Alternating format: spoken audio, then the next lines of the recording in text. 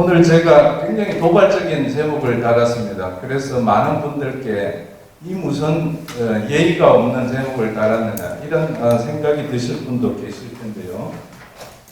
제가 슬라이드를 넘기면서 이런 제목을 단 배경을 말씀드리도록 하겠습니다. 민주화라든지 산업화라든지 요즘과 같은 정보화 세계화 시대, 각종 개혁 시대, 또 촛불 이후에 한국 사회의 전망 이런 이야기들을 할 적에 왜 우리가 이런 이야기를 하는가? 궁극적으로는 잘 살아보려고 하는 것이겠죠. 문제는 그 잘 산다는 것의 내용이 과연 무엇인가?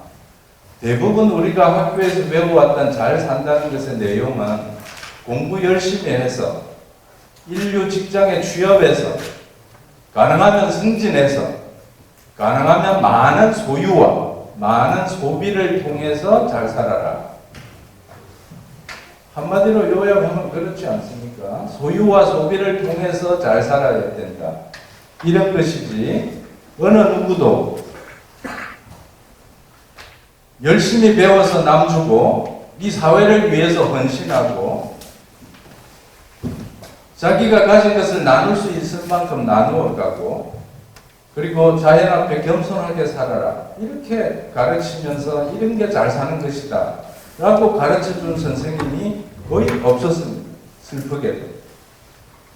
그리고 많은 선배님들이 민주화 운동에 헌신했고 저 자신도 대학생 때도 민주화 운동에 작은 피레미 역할을 하고 나중에 여러 가지 탄압도 받았지만 어쨌든 민주화 대열에 저도 늦게나마 참여했고 지금도 시시각각으로 자본과의 싸움에 참여하고 있습니다만은 어쨌든 잘 산다는 것이 무엇인가에 대해서 저는 그렇게 불의한 것에 싸우고 부패한 것과 싸우면서 그리고 우리 후손들이 살아갈 이 사회를 조금 더 행복한 공간으로 만들어내는 것 그것이 잘 사는 것이지 더 많은 소유와 소비를 통해서 더 높은 지위를 통해서 그것을 가지고 잘 산다는 것을 가르쳐준 그런 선생님들의 모습은 결국은 지금의 정권과 같은 정권을 낳고 말지 않았던가 이런 반성을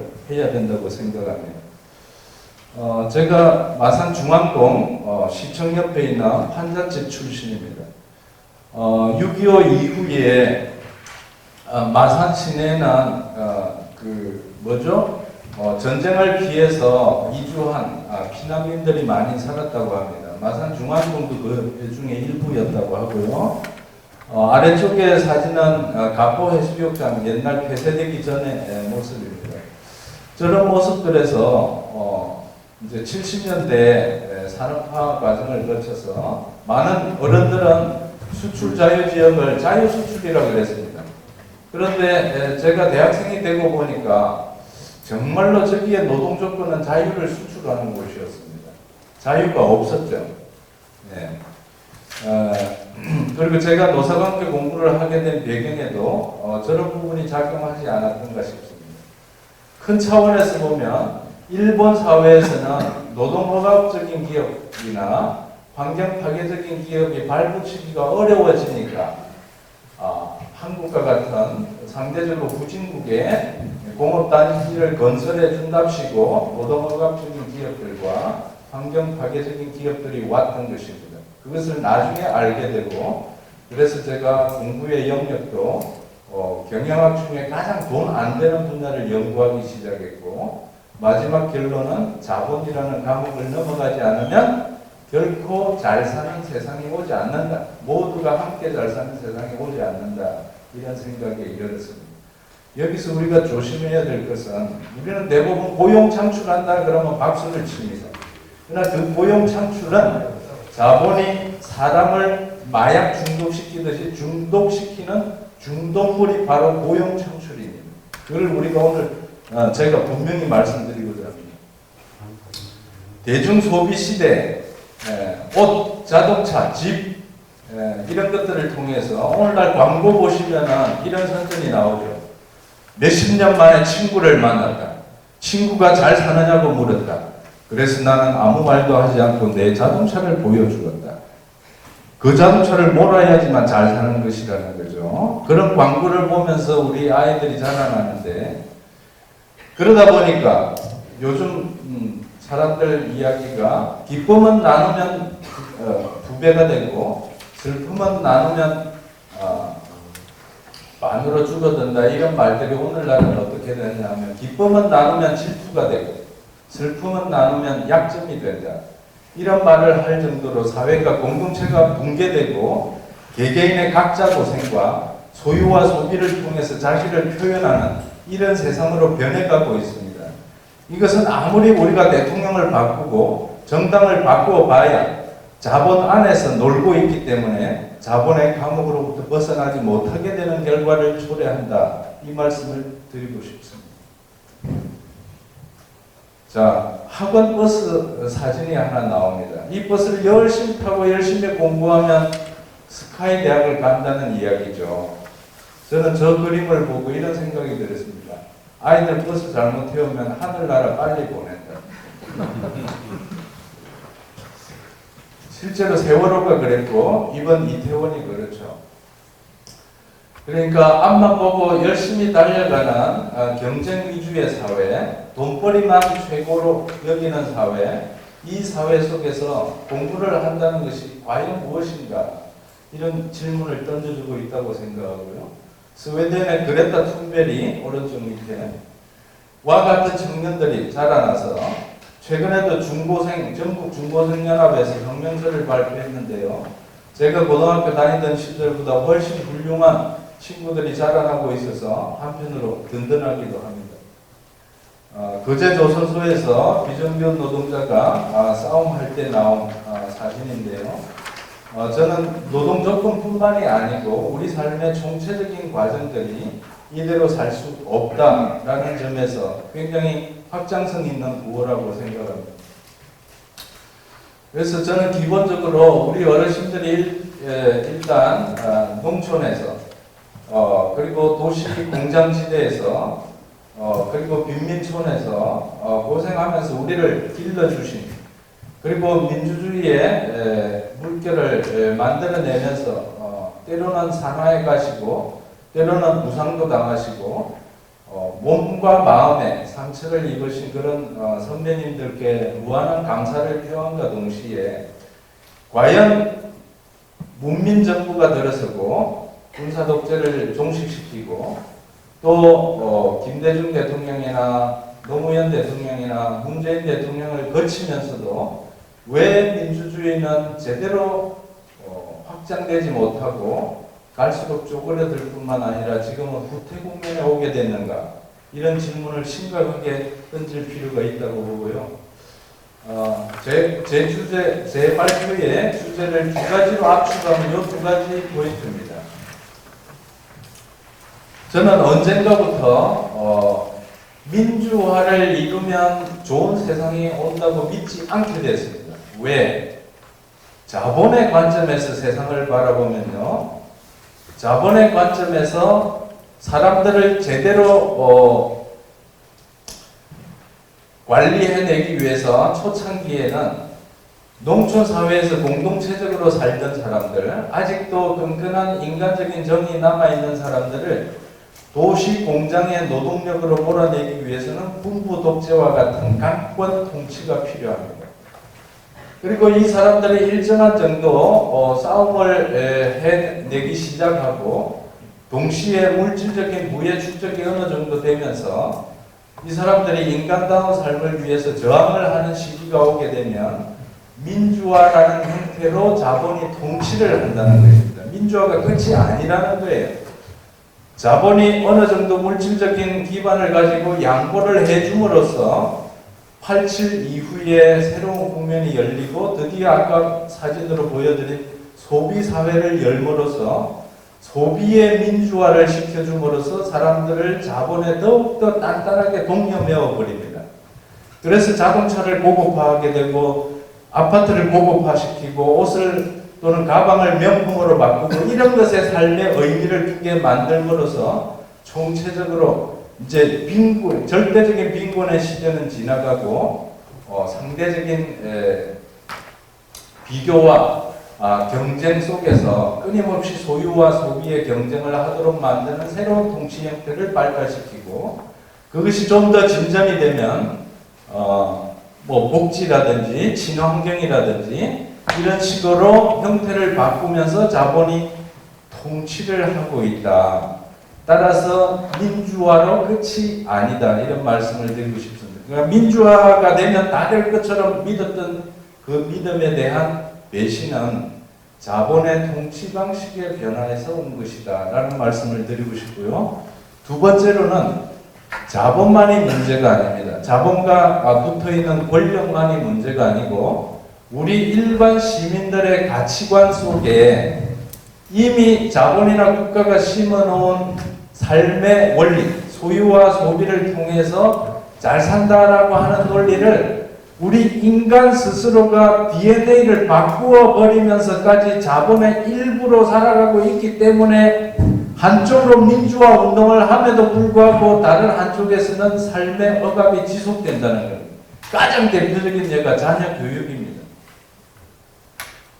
민주화 운동을 하셨던 분들 중에 제가 알기로 95%는 자녀 교육 앞에 내가 자본을 위한 2세대 노동력을 기르는 교육을 하지 않아야 되겠다고 결심하신 분이 없습니다. 95%가 그렇게 결심을 못했던 거예요. 대부분은 그냥 피해가거나 역량이 되면 해외 이민을 가버리거나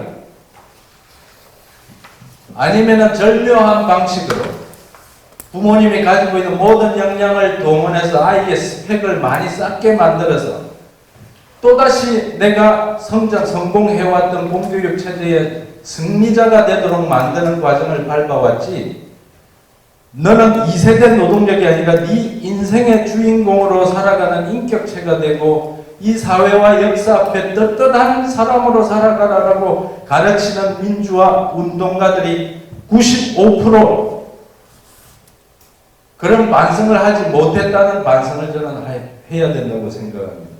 더더군다나 우리들의 일상생활 속에 집이나 땅이나 자동차나 온갖 광고나 소비의 형태나 그리고 일상적으로 쓰는 우리가 화장실에 물 한 번 내리면 물이 10리터가 나간다고 합니다. 저는 어느 순간부터 그것을 깨닫고 이렇게 깔끔하게 화장실을 쓰는 것이야말로 지구의 범죄를 저지르는 행위고 결국은 수세식 화장실을 팔아먹는 자본을 도와주는 것이다. 나는 여기에 저항하겠다. 똥과 오줌을 따로 받아서 그름으로 만들고 텃밭으로 돌림으로써 오염도 안 시키고 자원을 만들고 내 스스로 떳떳하게 살아야지만 자본의 손가락질을 할 수 있다. 그런 결심을 하고 살고 있습니다. 어쨌든 이런 모델들이 우리의 전반적인 생활 방식을 깊이 있게 성찰함으로써 덜 쓰고 덜 일하고 책을 많이 읽고 이야기를 많이 나누고 산책을 많이 하고 사람 사는 냄새를 좀 더 많이 풍기고 이렇게 살아가는 세상을 우리가 만든다면 지금보다 훨씬 덜 일하면서 더 여유롭게 더 인간적으로 풍요롭게 살아갈 수 있지 않겠는가. 그러니까 정치 권력의 민주화를 통해서 그 어떤 진보 정당조차도 권력 장악을 목표로 하는 한 권력 중독 패러다임에 자기도 모르게 빠져들 수밖에 없고 그 권력을 유지하기 위해서 음으로 양으로 자본이 제공하는 특고물에 농락을 안 당하기가 힘들다 이런 생각을 합니다. 그러면 그 이야기까지는 좋은데 우리가 자본주의 사회를 어떻게 벗어날 수 있을까? 제 나름대로 고민한 두 가지 실마리는 이렇습니다. 인류 역사를 보면 오스트랄로피테쿠스부터 볼 필요까지 없고요. 농사를 짓기 시작한 시대부터 지금까지가 10,000년 정도 된다고 합니다. 그러니까 우리가 지금 서기 2000년대를 살고 있으니까 서기 전 기원전 8000년 정도부터 인류 역사가 시작된다고 보면 그게 신석기 시대입니다. 농사를 짓기 시작한 시대입니다. 그때부터 지금까지를 보면 자본주의라고 하는 역사는 산업혁명기부터 치면 약 400년도 안 됐습니다. 르네상스 시대부터 치더라도 700년밖에 안 됩니다. 만년 중에 700년을 잡더라도 7%고 산업혁명기부터 친다면 400~500년도 안 되잖아요. 만년 대 400~500년 공 2개씩 떼버리면 100대 5%입니다. 100% 인류 역사 중에 5%만 자본주의의 역사입니다. 하필이면 우리는 자본주의에 태어나서 자본주의에 죽어가기 때문에 자본주의 아니면 인간이 못 살 것처럼 생각하지만 인간은 자본주의 아니어도 살아왔다. 이 말씀 드리면 그러면 봉건제도나 노예제도가 더 좋은 것이냐? 절대 아닙니다.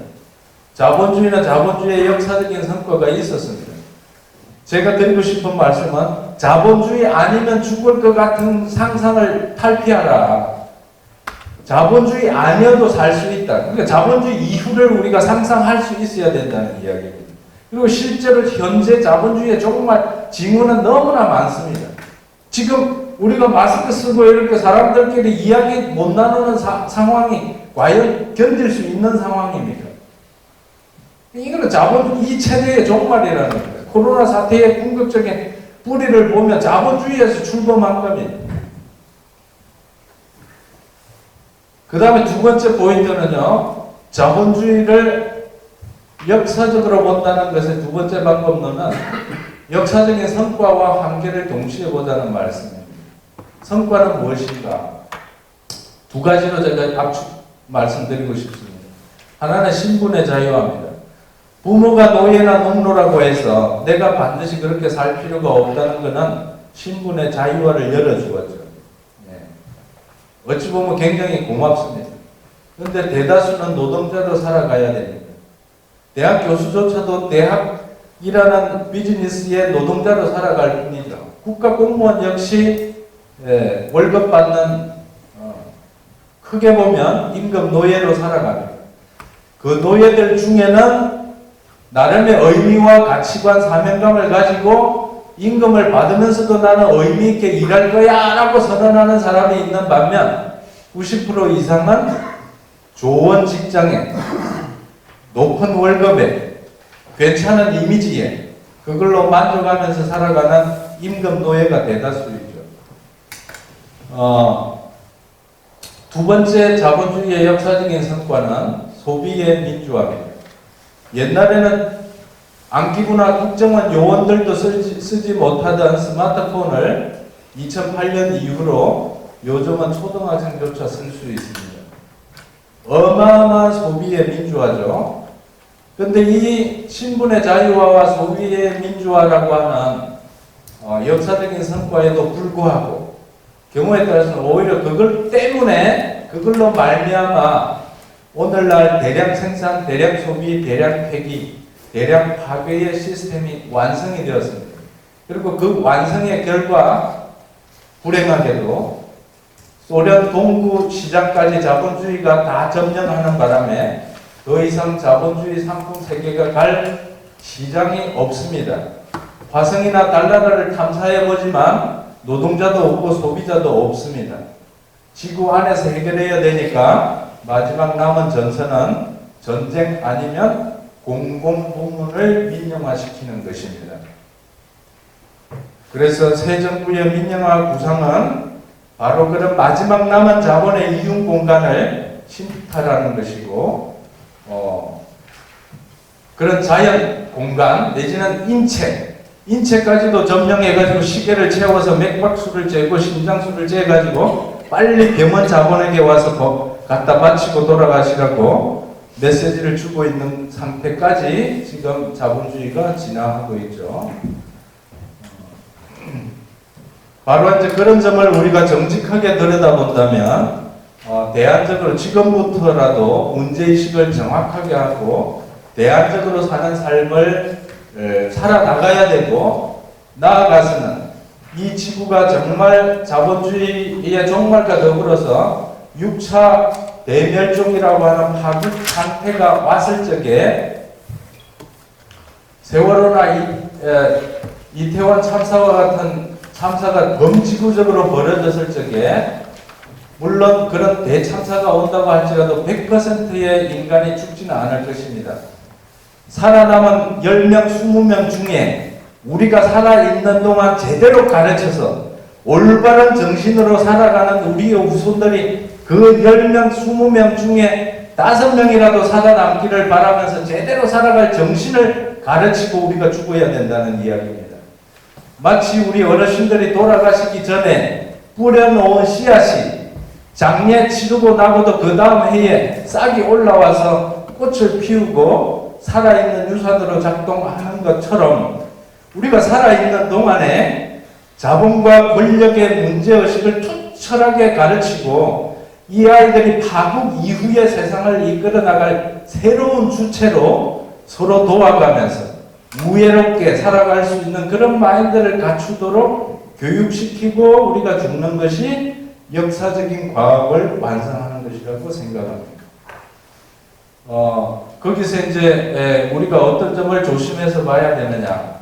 개발, 발전이라고 하는 것. 여기 국회의원도 와 계시지만 건물 새로 짓고 바닥 메꾸고 마산시를 없애고 창원시로 만들고 이런 게 개발과 발전이라고 생각하고 있는 이 잘못된 패러다임 거쳐야 됩니다.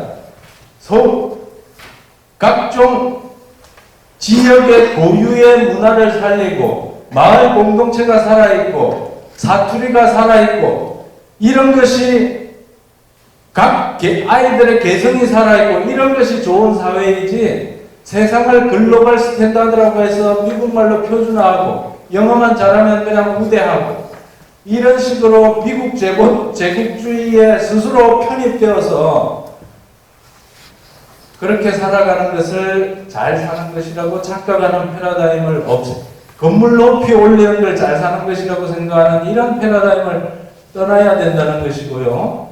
그 다음에 그 스태미나가 무엇인지 건강하게 오래 사는 거 좋습니다. 그러나 저는 아무 생각 없이 오래 살겠다고 정말 운동 열심히 하시는 분들 보면 속으로 불쌍하다는 생각이 듭니다.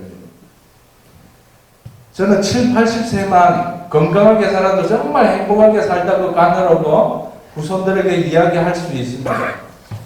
그런데 무슨 200년 사실 거라고 다른 아무 사회적인 의식도 없이 정말 생각은 썩어 문드러지면서도 오로지 돈과 권력의 탐욕에 쩔어 있으면서 오래 살겠다고 헬스클럽을 열심히 다니고 이러는 모습을 보면 정말 우리 사회의 에너지를 많이 낭비하고 있다 이런 생각이 듭니다. 야생동물 상품화는 그런 맥락 속에서 몸에 좋다 그러면 뭐든지 찢어서 먹고 곰의 간도 파먹고 그거의 결과가 동물 바이러스가 우리 몸속에 들어온 게 코로나 아니겠습니까? 모든 거에 상품화를 왜 합니까? 돈 벌려고. 돈 놓고 돈 먹는 사회가 자본주의 아니겠습니까? 모든 가치가 돈으로 하는 데다 보니까 돈으로 귀결되다 보니까 우리들의 정신세계마저도 모두 다 돈으로 판단하는 세상이 되고 그렇게 되다 보니까 우리가 아무리 정치적으로 민주화를 시켜본들 세상은 병들어가고 위기는 다가오고 있고 위기가 다가오고 있는데도 느끼지 못하는 집단 불감증에 빠져 있습니다. 그 말씀을 드리면서 말은 잘하는 것 같은데 데이터가 있느냐? 있습니다. 우리가 잘 살게 됐다는 그래프는 이쪽에 나타납니다. X축은 서기 1년부터 500년, 1000년, 1500년, 2000년까지 왔습니다. 이 1인당 국민소득 수준으로 보면요. 산업혁명 직후에도 별로 잘 살지 않았어요. 가난했습니다. 마치 우리나라가 50년 전에는 다 고만고만하게 살았잖아요. 좀 잘 산다고 하는 사람도 특별히 부자 많이 없었습니다. 근데 지금은 아주 교회의 첨탑처럼 엄청나게 뾰족하게 올라갈 정도로 우리나라 공식적으로 1인당 35,000불 시대 넘어섰죠. 이렇게 세계 평균이 잘 사는 사회가 되다 보니까 다 잘 사는 나라가 되었고 이제 절대적인 빈곤은 많이 사라졌습니다. 물론 엄격하게 보면 여전히 아시아, 아프리카, 남미에는 가난한 나라들이 많죠. 그리고 가장 잘 사는 미국이라는 나라, 유럽 선진국조차도 거지들이 많습니다. 가보면. 그러니까 평균적으로 잘 살게 된 것이지 세밀하게 디테일을 보면 또 이야기는 달라집니다. 그럼에도 불구하고 전반적으로 잘 사는데 그 배경을 보니까 자원을 지구의 허파를 깔아내고 광물을 깔아내고 최근에 봉화에서 두 분이 깔렸다가 살아나오시면 정말 다행이지만 돈벌이 대량 생산 맥락 안에서 끊임없이 지구를 채굴하는 이런 형태가 계속될수록 그렇게 깔려 돌아가시는 분, 고생을 하시는 분들이 끊임없이 생기게 되어 있다는 이야기죠. 자원 소모량도 오른쪽으로 갈수록 급증하고 있지 않습니까? 그리고 바로 그 결과로 이산화탄소, 메탄가스, 불화탄소와 같은 지구를 뜨겁게 하는 공기들이 많이 나옴으로써 더 이상 사람이 살기 어려운 세상이 되어버리고 말았다라고 하는 게 구체적인 데이터들. 그러니까 우리가 잘 산다는 게 자연 속에서, 공동체 속에서 굶지 않을 정도로 그렇게 산다. 경제적인 가치와 사회적인 가치와 환경적인 가치의 조화를 도모하면서 천천히 갔다면 훨씬 지금보다 마음이 여유롭고 건강하게 살아갈 수 있을 텐데 앞만 보고 달리는 돈의 가치만 추구하는 식으로 살아가다 보니까 세상이 병들고 인간의 심신이 병들게 됐다는 말씀을 드리고요. 그래서 제가 이제 이 시간이 그렇게 많지 않아서 탈자본 철학으로 대안이 뭐냐라고 할지 제 나름대로 여러 가지 좀 정리를 해봤습니다. 마침 제가 사랑하던 후배이면서 현재 국회의원이 오셨길래 꼭 이런 그 개념을 좀 공유해서 나라를 바꾸자 이런 이야기를 드리고 싶습니다. 저는 장관 4명만 제대로 된 철학과 제대로 된 개념을 가지면 지금 현재보다 훨씬 좋은 사회를 만들 수 있다고 생각합니다.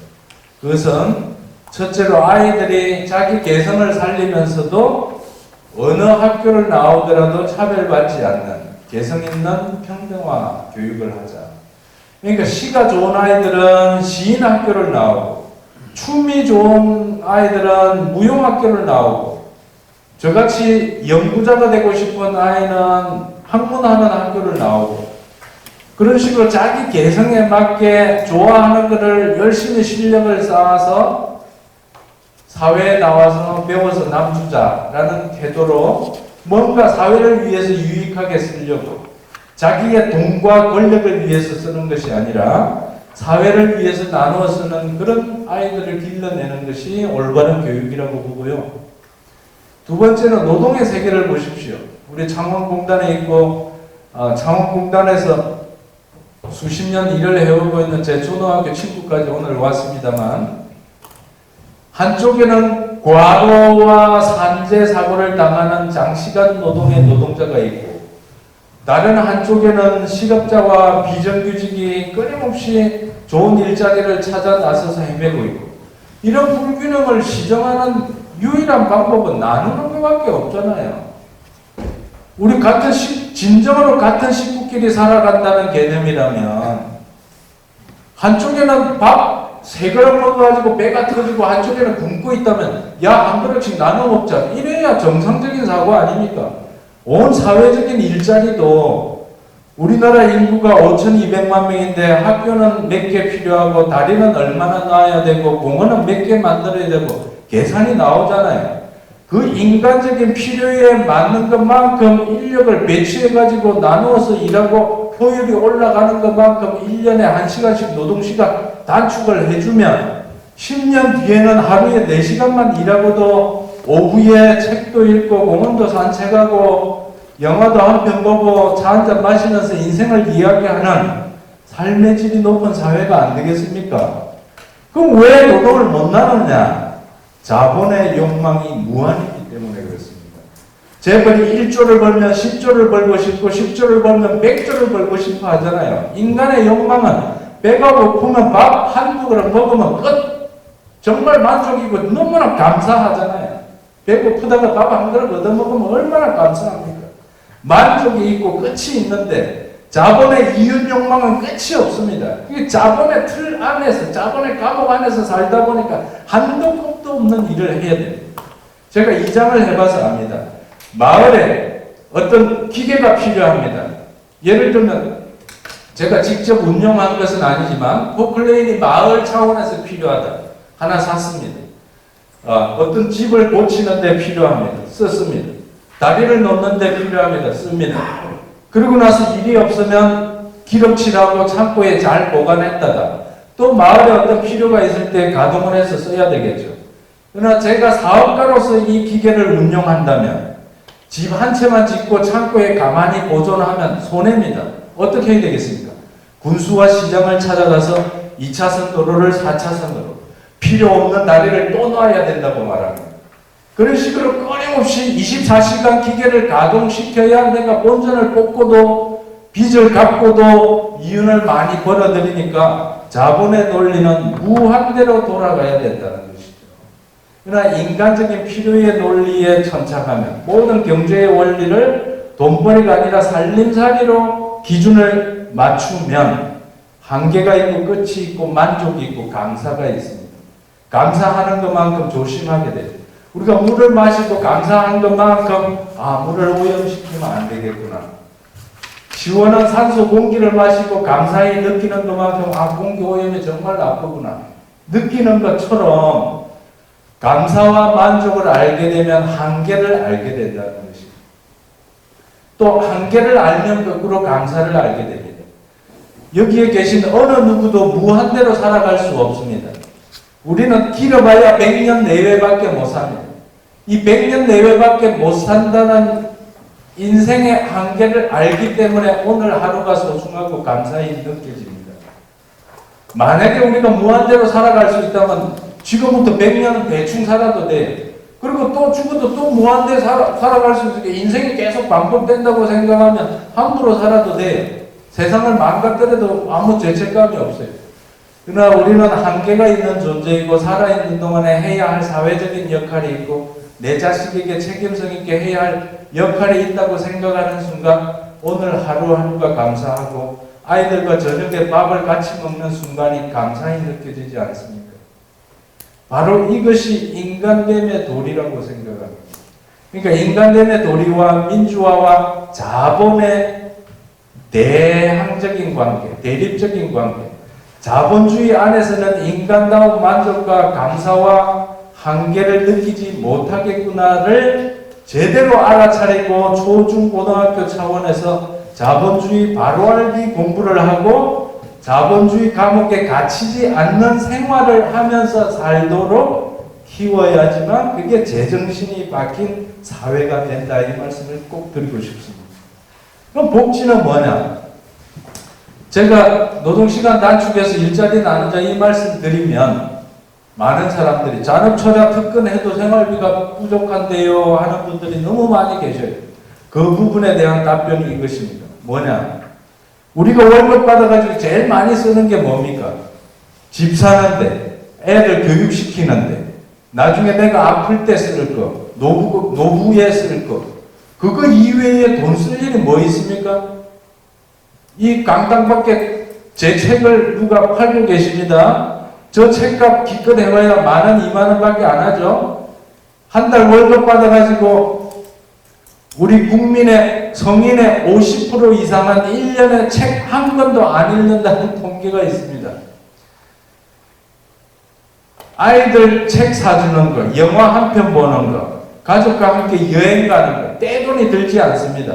만약에 우리가 주거, 양육, 교육, 의료, 노후를 평소에 내는 세금으로 투명하게 써서 복지로 돌려드린다면 주거 문제도 자기 집 장만할 필요가 없이 내 월급의 지극히 적은 일부만 내고도 살아갈 수 있는 시스템이라면 그러면 돈 많이 쓸 필요가 없다는 이야기입니다. 그 돈으로 영화도 보고 책도 보고 여행도 가시고 또 친구들 밥도 사주고 많은 경우에 보면 어떻게 하면 밥 얻어먹을까 이러는데 밥 사주기 운동을 할 필요가 있다고 생각합니다. 어쨌든 이런 식의 사회 시스템을 재구성하고 나면 굳이 잔업처리는 할 필요가 없다는 말씀이고요. 그 다음에 농업 분야는 너무나 중요한, 우리 장 교수님 나중에 말씀하시겠지만, 산업화라는 미명하에 사실 살려놓은 것은 한국 경제라기보다는 재벌을 살려놓았죠. IMF 이후에 금모으기 운동도 결국은 재벌을 살리는 거였습니다. 그리고 재벌이 삐딱해지면 어떻게 되는 거예요? 또 국민의 세금으로 공적 자금을 들어부어서. 그러니까 공적 자금을 들어붓는 역할은 국가 권력이 하잖아요. 국가와 자본은 한 몸입니다.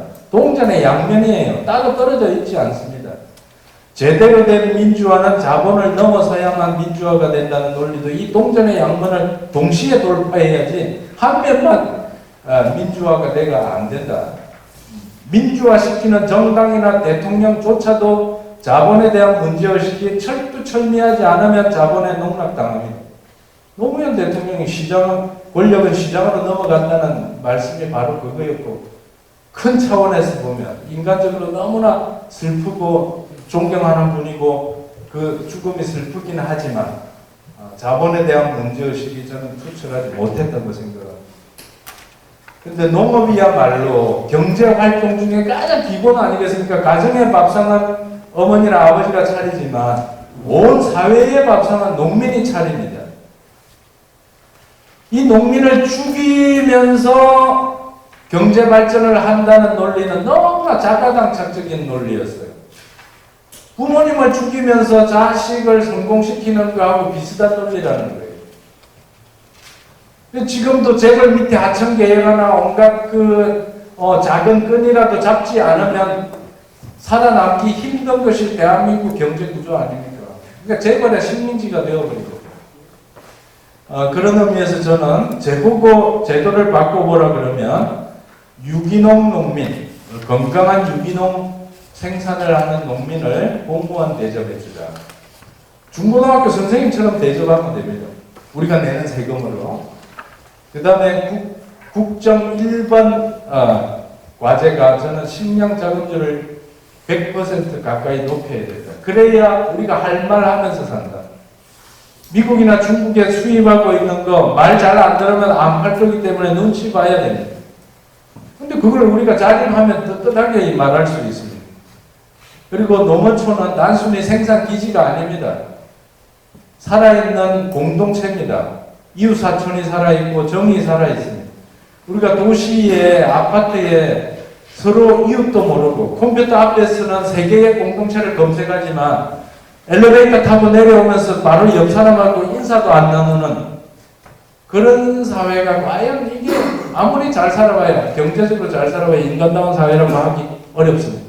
그런 점에서 이 교육, 노동, 복지, 농림 이 부서의 장관들이 이런 개념을 가지고 저는 사실 노무현 대통령 시기 때부터 제가 쓰는 책마다 이런 이야기를 해왔고 청와대에 기회 나는 대로 책을 보내드렸습니다만 밑에 참모들이 다 카트했는지 전혀 반영이 안 됩니다. 이상하게도 오늘 제가 사랑하는 후배 국회의원이 후배인데 국회의원이 오셨으니까 꼭 이거를 반영해 주시기 바라고요. 탈자본 철학으로 사회를 재구성하자는 말씀은 다 말씀드리기에 너무 양이 많으니까 저는 아이들을 노동력으로 키우지 말자. 여기 오신 분들이라도 자녀들은 이미 다 장성했더라도 손주들만큼은 야 너희들은 네가 좋아하는 것 공부해서 실력 쌓은 다음에 사회에 헌신하라. 네 혼자 잘 먹고 잘 사는 게 아니라 사회의 작은 빛과 소금의 역할을 하면서 살아. 이랬으면 좋겠고요. 그 다음에 저는 국회의원 제도가 없어지고 마을 이장을 중심으로 한 마을 공화국이 나라를 다스리는 그런 마하트마 간디 선생이 인도의 미래로 설정한 70만 개의 마을 공화국이 필요하다라는 말씀을 빗대어서 우리나라에 적용하면 10만 개의 마을 공화국을 만들어서 마을마다 주민들이 토론하고 의식이 깨어나고 학교 공부가 아니라 진짜 비기 사회 공부를 해서 그 마을 공화국의 주체로서 살아가는 사회, 이런 게 탈자본으로 살아가는 사회다. 왜냐하면 우리가 대부분 국회에 보내놓으면요 재벌들이 다 국회 들락달락거리면서 다 매수해버립니다. 아무리 훌륭한 사람이 들어가도 직간접으로 매수당합니다.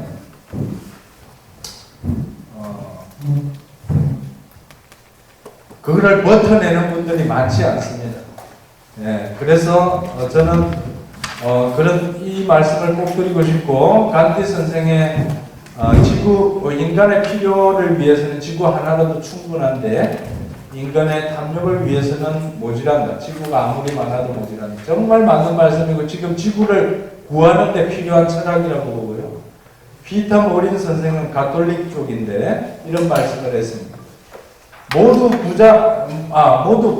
부자가 되려고 하지 않는다면 오히려 모두 부자처럼 풍족하게 살 것이고, 모두 가난해지려고 노력하면 아무도 가난해지지 않는다. 근데 우리는 가난해질까봐 두려워하고 서로 앞서 부자가 되려고 경쟁하기 때문에 오히려 빈곤한 사회가 궁핍하고, 그리고 물질적으로 성공하더라도 인생이 공허해지는, 사실 굉장히 우리 사회에 보면 부자인데 인생의 의미를 모르고 공허하게 살아가는 사람들이 많고, 인기 절정을 달리던 연예인들이 자살하는 경우가 바로 그런 승자의 공허감이라고 하는 것이죠. 사다리 타기 이 경쟁을 그만두고 원탁에 앉아서 아이들 공부도 그렇고 노동도 그렇고 사회의 모든 공간들이, 마을공화국도 그렇고 모델이 이렇게 가야 된다.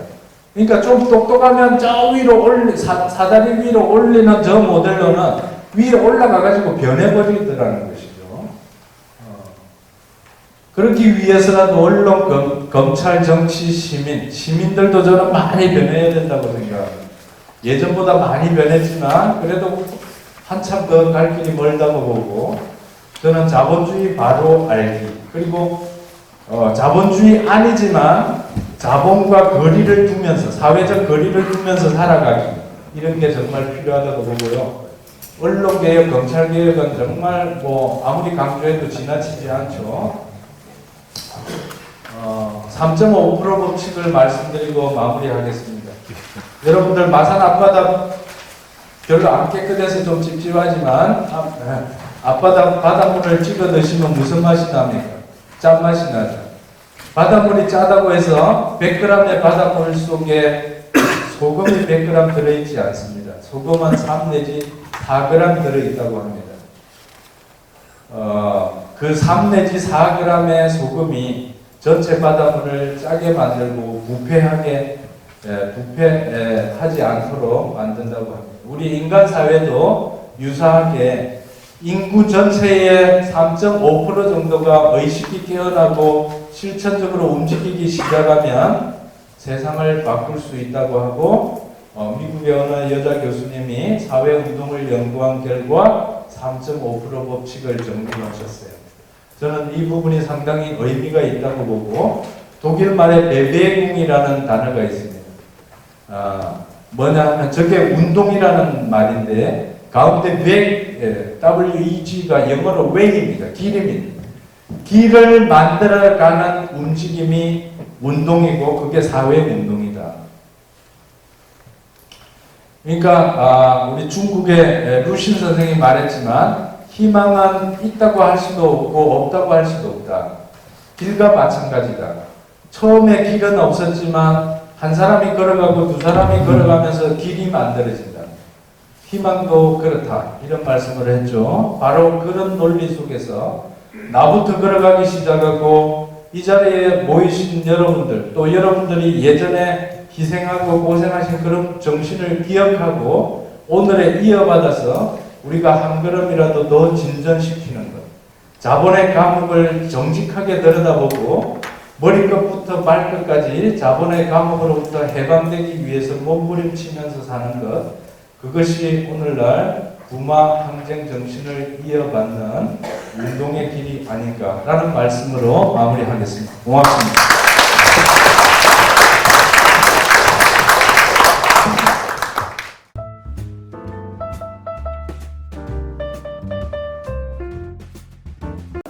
우리 강 교수님은 이제 자본주의를 벗어야 한다. 저도 이제 동의합니다. 그런데 벗어야 하는데 좀 시간이 걸려요. 그렇기 때문에 그 사이에는 여러분 자본주의 질서를 어느 정도 이렇게 뭐 인정하더라도 그 안에서 최대한 그 자본 통제를 해서 인간의 삶을 또 이렇게 앞세우는 이런 게 필요하다. 하는 게 이제 제 강의 취지가 될 텐데요. 이게 뭐야? 예. 이런 순서입니다. 여러 차원이고, 이게 뿌리라는 불평등이, 그 다음에 그 불평등한 것은 이제 껍데기 유주이고, 벽을 향관 사이에서 어떻게 해야 되겠다. 이런 내용입니다. 이 보면 이제 1인당 35,000불이가 선진국에도 굉장히 우리도 자부를 했죠. 그런데 우리 지금 삶을 돌아보면 너무나 이제 불행합니다.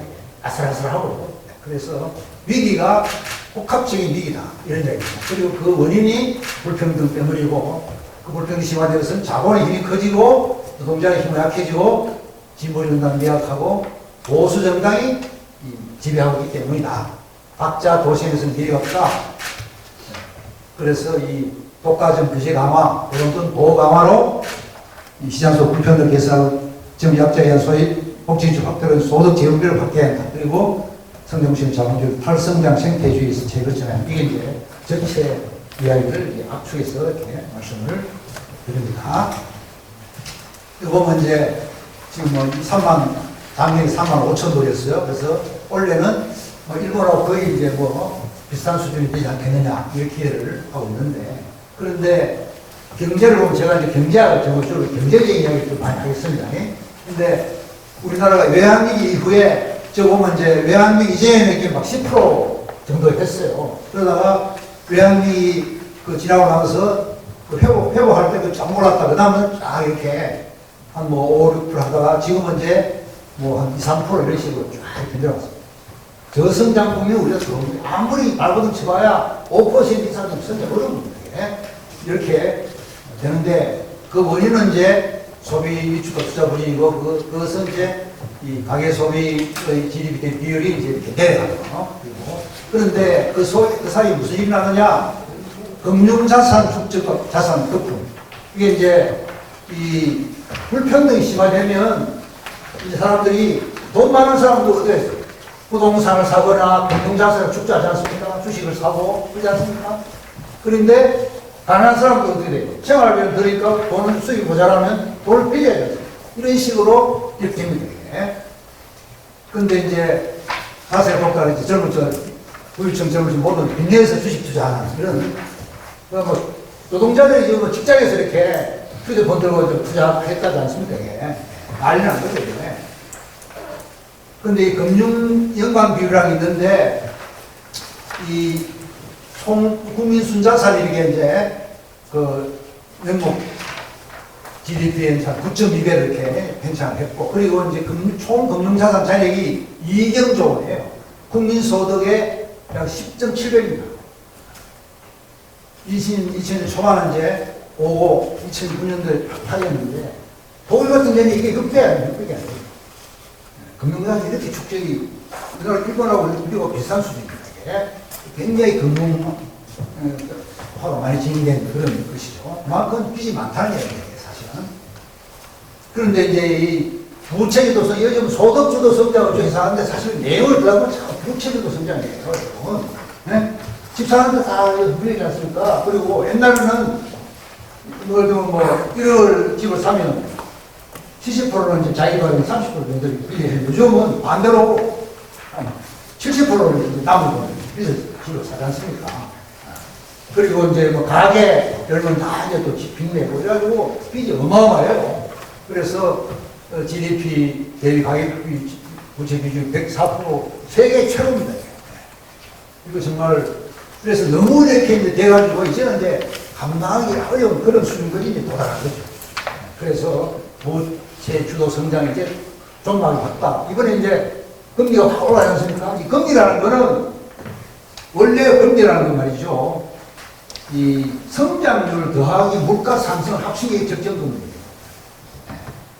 그러면 성장률이 내려가고 물가가 내려가면 금리는 내려가고 이런다. 그런데 우리나라가 어디 있습니까? 금리를 막 굉장히 낮춰가지고 그래 막 늘어나고 돈 빌려가지 않습니까? 근데 그 지속할 수 없거든요. 결국 다시 경기 올라가잖아요. 그러면 이제 못 갔잖아요. 못 가는 사태가 오게 되는 거죠. 그죠? 이게 이제 최근에 이제 이런 뭐 여러 가지 일들이 이렇게 언론을 장식하는데 이거 뭐 보면 경기가 확 올라가지 않습니까? 지금 뭐 미국이 연준이 얼마 전에 0.75% 올라가지고 4.4% 올라갔어요. 우리나라 지금 3%인데 그래서 또 이제 11월 달에 24일에 올렸는데 한 3.5% 이렇게 올라가고 한대. 그러면 이제 그 금리가 그러면 대출 금리가 지금 7% 상한인데 이게 8% 올라간다는 겁니다. 이런 거죠. 환율 그것도 뭐 이렇게 많이 올라가서 이게 수입 물가 영향입니다. 또 수출도 지금 이제 잘 안 돼가지고 원수입 적자, 경상수익은 적자입니다. 가계부채가 이제 내관이에요. 핵심은. 그러니까 이 대외 자산 만기자에게 외환위기는 별로 안 와요. 내부의 이 빚을 못 갚는 사람들이 나타납니다. 벌써 뭐 레고랜드나 그런 것부터 사태가 생기지 않습니까? 공채부터 이렇게 공공채권부터 문제 생기지 않습니까? 이게? 그러니까 이제 뭐 시작이 된 거예요. 이게. 벌써 큰일 났습니다. 지금. 발밑까지 온 거예요. 이건 보면 이제 뭐 업계도 지금 비상사태입니다. 그래서 뭐 돈을 모아 뭐 투자를 이제 연기한다 이런 게 나오고 내년 우리 성장률이 2.2%를 하락할 전망이고 국제 이제 무역 성장률이 이렇게 낮아집니다. 내년이 어렵습니다. 수출로 이제 뭐 이렇게 버티는 것도 한계가 있다는 거죠. 내부의 문제를 불평등이 있지만 이제 수출해서라도 성장을 해서 그걸 나누는 이런 식으로 그게 한계가 있다는 거죠. 그 다음에 이제 저는 이게 지금 더 큰 문제가 있어요. 리프로덕션 클래시스 그런데 여러분 임금을 받는데 적정히 임금 뭐냐? 아니 생활하고 제대로 키우고 결혼이 이게 그걸 해야 수 있어야만 이게 적정히 임금 아닙니까 이게? 그걸 지금 어찌 됩니까 이게? 이게 결혼을 못하고 애도 못하고 이게 임금을 받아도 이게 제대로 된 임금이냐? 다 이거 저임금이에요 사실은 이게. 그렇잖아요? 보면 이거 정말 엄청납니다. 최근 변화가 뭐 지금 돌아가신 분이 이제 65세 이상 고령층이 이제 5.1% 이렇게 되고 사망자는 31만인데 출생아 수는 26만이라서 5만 명 이제 순 마이너스 이렇게 돌아가요. 합계 출산율이 지금 그 최근에 와서 몇 년 사이에 2016년도 1.17에서 2021년 0.8명 5년 사이에 확 일어나요. 그래서 0.6까지 내려옵니다. 이 정도예요. 완전히 슬라이딩. 그 상태로 이게 위기죠, 사실은. 사회가 이렇게 존속이 안 되는 그런 상황 아닙니까, 이게? 이거 보면 이제 통계청에 이제 발표 자료고요. 그런데 이게 이제 왜 이렇게 결혼을 못하고 애를 못 낳느냐? 불평등 심화와 미흡한 저출산 정책 때문이에요. 그래서 이제 정해진 저소득층 전락의 위기감과 미래 불안 커져서 경쟁 격화되고 결혼에 출산 부담으로 포기를 그래 보면 이제 좀 예외 있는 사람들은 결혼을 많이 하고 또 예외 있어야지 또 애를 낳고 이렇게 통계가 다 나옵니다. 이게.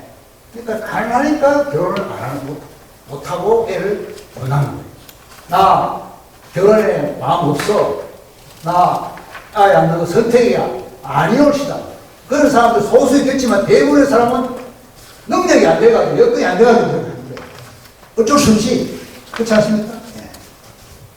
그리고 이제 서울에 인구가 집중되는데 서울의 출산율이 0.63명 훨씬 낮습니다. 왜냐하면 지방에는 젊은 애 사람이 없고 서울은 젊은 사람 많은데 애를 안 낳아 결혼 못하고 왜냐면 너무 비싸고 그러니까 예? 아까 정말 젊은 남자들이 지금 뭐 상당히 보수하고 하는데 진짜 불쌍해. 정말 눈물 나요. 그냥 이게 본능인데 이게 여성한테 나 결혼하자 이렇게 말을 못하는 겁니다. 이거 얼마나 비참합니까 이거. 그런 상황이 그 정도까지 위기가 온 거예요. 그 다음에 이제 우리 다 같이 안고 있는 지방 소멸 위기. 또 뭐 서울에 또 인구가 뭐 굉장히 집중이 되고 신용카드 소양이 서울이 75%입니다. 그래서 뭐 크고 그래서 서울에 엄청나게 많은 사람이 몰려가는 수도권에서 매일 지하철 타고 오는데 이 과밀 혼잡 교통 비용이 70조예요. 비용이 어마어마하게 듭니다. 그리고 이태원 3사, 지옥철, 대규모 공기정도 위험하죠. 이 좌우 좁은데 꼭다고 사니까 이거 말이 안 되는 그런 문제가 아닙니까 이게? 얼마나 그 많은 그 교통 이런 게 낭비됩니까? 그리고 이제 지방 뭐 한 절반 정도가 이제 소멸, 가임 여성 인구수를 65세 이상 나눈 값이 0.5 이하의 그런 지역의 소멸 위험이 절반이 못하는 거죠. 그래서 이제 행정안전부에서 89곳에 그 시군을 인구 감소제를 시행해가지고 이제 거기다가 지방 소멸 대응 비용을 1조를 이제 매년 해가지고 이제 합니다. 하는데 이거 보면 저 시설 이렇게 하는 것이지 안 됩니다. 이래가지고 효과 없는 거예요. 업자들만, 개발업자들만 이렇게 돈을 벌고요. 이런 게 이제 통계가 정부에서 발표한 것이고요. 갈수록 이제 소멸 고위험 지역이 늘어나지 않습니까? 그죠? 2000년부터 지금 한 20년 되면 이렇게 나왔습니다. 인구 감소율이 이렇게 89번 지역이 영남에는 11곳이 11곳. 그죠? 마산도 여기 포함되지 않나? 네. 마산도 포함된가요? 아니에요. 네. 수도리는 포함되겠지. 네. 진주는 이제 포함이 안 됐더라고요. 진주는 혁신도시 때문에 조금. 이거 왜 소멸이 되느냐? 아, 지방에 있으면 일자리 질이 낮아. 일자리 낮아. 그래서 저걸로 하는 거죠. 그 소멸 고위험 지역 임금은 소멸 저위험 지역 임금의 84%에 불과합니다. 이건 이제 지방 체인들이 이제 새롭게 성장한 서비스업의 일자리 다수는 수도권에 만들어지지만 자동화로 대체는 제조업 부분 생산직 중앙 일자리 다수는 비수도권에서 사라집니다. 제조업이 고용이 위축됩니다. 이 경남의 전형적인 그런 게 있지 않습니까? 그런 상황이에요. 그리고 이제 여러 가지 뭐 사회적인 그런 불균형 이런 것도 있는 것이고. 그리고 이제 발표 고용정보원에서 분석해서 통계를 보면 이렇게 차이가 나는 거예요. 그래서 보면 이제 이 노란선이 이제 20대가 이제 서울로 들어오는 겁니다. 거의 100만 명에서 50만, 그러니까 한 70만에서 100만까지 매년 이렇게 나가는 거예요. 수도권으로 들어가는 겁니다. 전체, 그러니까 파란불이 전체인데, 전체보다 훨씬, 그러니까 처음에는 적었는데 전체보다도 중간에 이렇게 더 많아지지 않습니다. 이렇게 해서 젊은 사람들이 수도권을 쫙 빨려 들어가는 겁니다. 여기 보면 국민들 88%는 지방 소멸 위기를 체감하고 있다. 그런데 해결 가능성에 대해서는 60%가 부정이 되겠느냐? 해결이 안 된다, 이거. 해결을 위해서 지방의 양질의 일자리 창출 우선인데 이게 대기업이 오고 해야 되는데 안 된다. 그 다음에 이제 기후위기, 이거 우리 강 교수님이 말씀하셨으니까 제가 뭐 시간도 그러니까 간략하게 말씀드리면 우리나라가 이 지금 수출을 많이 하지 않습니까? 그러면 우리 소유하는 것 더 많이 생산하는 거예요. 네? 원유 갖고 와서 이렇게 정제해가지고 외부에 팔고 막 그러거든요. 그러면 다 그게 미세먼지 배출, 그 다음에 전기를 많이 쓰니까 또 탄소 배출을 하지 않습니까? 그래서 우리나라가 보니까 저 놀랐는데 최근 100년간 6대 도시 평균 기온이 1.8도씩 상승했습니다. 세계적으로는 이게 1.1도 상승. 우리나라 그러니까 뭐 2배는 안 되지만 더 많이 올라가고 그런 거예요. 그래서 제가 지금 시주에 살고 있는데 뭐 요즘 뭐 기후가 이게 정신이 없어요. 이게 농사하는 사람은 정말 이거 종잡을 수 없는 거예요. 그런 상황들이 지금 하죠. 그래서 지금 보면 이제 세계 기상기구에서 최근에 이제 그 발표를 했는데, 그 이산화탄소 배출량이 코로나 때문에 5.4% 감소했다가 올해 5월에 다시 같은 전년 2019년 같은 경우에서 1.2% 늘었다는 거예요. 그래서 다시 원위치로 간다는 거예요. 코로나 잠깐 했는데, 그 놔두면 이제 2.8도로 올라간다. 1.5도가 이렇게 되더라니 지금 그래서 심하다. 이런 이야기고. 그런데 에너지 분야에서 이제 화석연료에서 이제 이렇게 재생에너지를 만들려 이렇게 하는데, 황 교수님 말씀하신 대로 우리가 뭐 쓰고신 분들 막 쓰고 이래가지고 이거 감당이 안 됩니다, 이거. 그렇잖아요? 초기를 줄여야 돼요. 그런 상황입니다. 미국 시장 수요를 전 세계에서 누리려면 지구 6배가 필요하다. 그 사람들은 막 버립니다. 네? 미국 사람들. 자, 그러면 이제 이런 위기가 경제위기, 재생산 위기, 지방 소멸 위기, 기후 위기, 이렇게 기후 위기가 재앙, 기후 재앙, 네 가지 위기를 이야기했는데 그 뿌리에 불평등이 있다는 거죠. 이제 진위계수에 보면 우리나라 이제 그 2015년부터 이제 가계금융복지조사에서 진위계수를 창출하는데 그 전에는 이제 가계동향조사 해가지고 좀 낮았어요. 엉터리다 해가지고 이걸 바꿨습니다. 그러니까는 그러니까 시장소득 기준으로 한 0.4 넘으면 굉장히 안 좋은 거예요. 구체적으로. 그중 수준이고, 가처분수 기준으로서 2011년 0.39에서 2019년 0.34로 내려갔습니다. 그리고 OECD 평균은 높습니다. 파란 줄이 이제 그 시장소득 기준이고, 노란 선이 이제 가처분수 기준인데, 그래도 뭐 보수 정부를 하더라도 뭐 이런 뭐 기초임금이라든지 뭐 또 그 장기 요양 보험이라 해가지고 그 중환자한테 많이 지원하지 않습니까? 이런 것들이 다 이제 이 가처분 소득에 있어서 불평등을 좀 완화시키는 그런 걸 하는 거예요. 그런데 선진국에 비하면 아직 많이 모자란다. 이런 거죠. 국민들이 체감하기엔 부족하다. 이런 얘기입니다. 그죠? 그런데 이제 이거는 이제 표본조사예요. 망가고 좀 하는데 말고 이제 전체 국민들 국세청에 다 잡혀요. 소득이 다 잡혀요. 그걸 해보니까 통합소득 진위계수가 2009년 0.358, 2019년 0.506으로 개선이 되었으나 가계금융복지보다 훨씬 높게 나와요. 이게 실상이에요. 그 미국 같은 경우는 이 데이터를, 국세청 데이터를 학술 연구자료를 이렇게 원자료를 제공합니다. 다 분석해보면 거기서 다 나와요. 피케티 뭐 이런 사이드 이런 사람들 유명한 불평등 연구자 있지 않습니까? 그런 사람들 그런 자료 가지고 합니다. 우리나라 이렇게 하면 훨씬 더 높게 나옵니다. 이게 우리 실상이에요. 자산 소유 불평등, 소득 불평등 훨씬 높죠. 순자산 비리계수가 2012 0.17에서 하다가 2017년부터 이제 올라가지고 2026 0.60이 있었어요. 훨씬 불평등한 거죠. 저는 저기 아파트에 있는 딸려 있는 그 외에는 땅이 한 평도 없습니다. 아주 이런 거를 제가 이제 관심이 없어서 그런지 몰라도 그런 사람들이 숱하다 아닙니다. 그런데 많은 사람 많죠. 최상층의 소득 점유 비율이 이 58년도부터 이렇게 해가지고 쭉 이렇게 높아진 거, 이거를 임금 비율 점유율도 이렇게 높아진 거를 이제 볼 수가 있고요. 58년 15%에서 이제 2013년에 35% 이렇게 높아졌습니다. 이게 이제 지금 이제 그 고소득 임금 노동자들 있거든요. 의사라든지, 그렇죠? 또 변호사라든지 이런 사람들 방해되고 있습니다. 이 자료를 보십시오. 선진국에 비해서도 이게 미국에서 높다.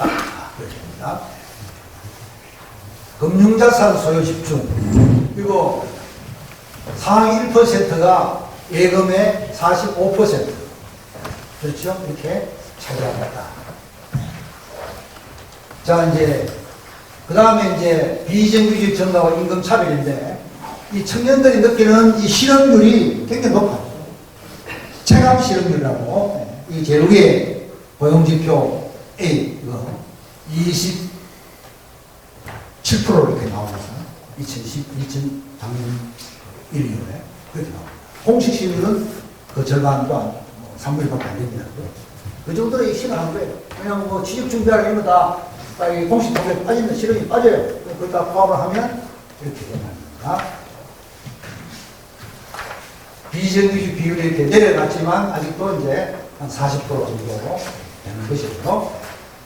그리고 이제 임금 불평등, 소득 불평등인데 핵심이 임금 격차가 크다는 겁니다.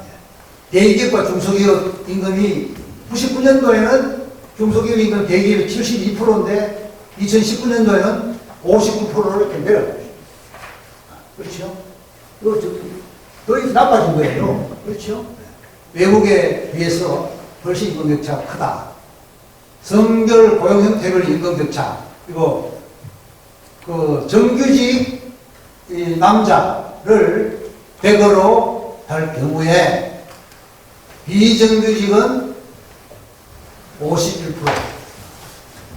57% 남자, 여자 정규직은 73%, 여자 비정규직은 37%, 3%를 빼는 거예요. 그러니까 정규직과 비정규직, 그 다음에 남자와 여자 사이가 이렇게 격차가 크다. 이런 거죠. 이런 자료고요. 그런데 제가 이제 뭐 자료를 한번 보니까 의사들이 1년에 2020년 평균 연봉이 2억 3천만 원. 어마어마해요. 네? 놀랬죠? 네, 저도 놀랐는데. 약사의 3배, 간호사의 5배. 근데 국내 대기업 임금의 한 3배 이상 벌고, 인상률도 이제 10년 동안 5.9%. 공무원 보수 평균 인상률이 좀 큰 차이가 나요.